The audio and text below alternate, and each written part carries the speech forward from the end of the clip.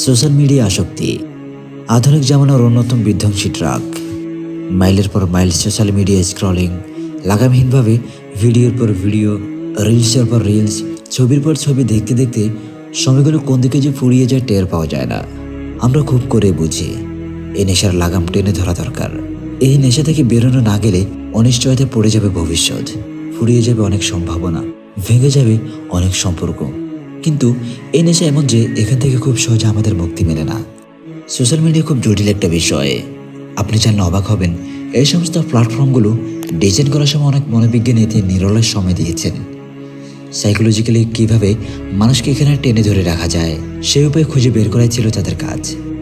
Social media news ফিডগুলো এমন এক আশ্চর্য ডিজাইনে তৈরি যে আপনি একবার এখানে ঢুকে গেলেন তো এটা আপনাকে পেয়ে বসবে।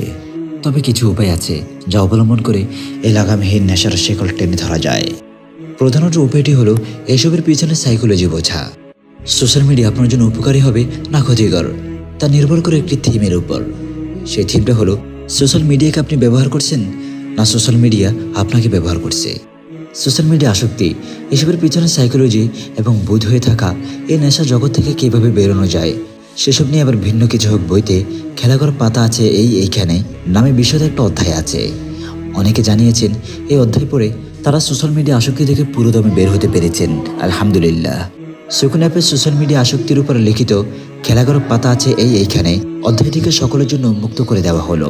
অ্যাপটি ডাউনলোড করে একটা অ্যাকাউন্ট খুলে নিয়ে অ্যাপের বই সেকশন থেকেই বুকটি একেবারে ফ্রিতে যে কেউ পড়ে নিতে পারবেন ইনশাআল্লাহ। প্লে স্টোরে সুকুন লিখে সার্চ দিলে পাওয়া যাবে অ্যাপটি, অথবা ডাউনলোড করা যাবে ডেসক্রিপশনে দেওয়া লিঙ্ক থেকে।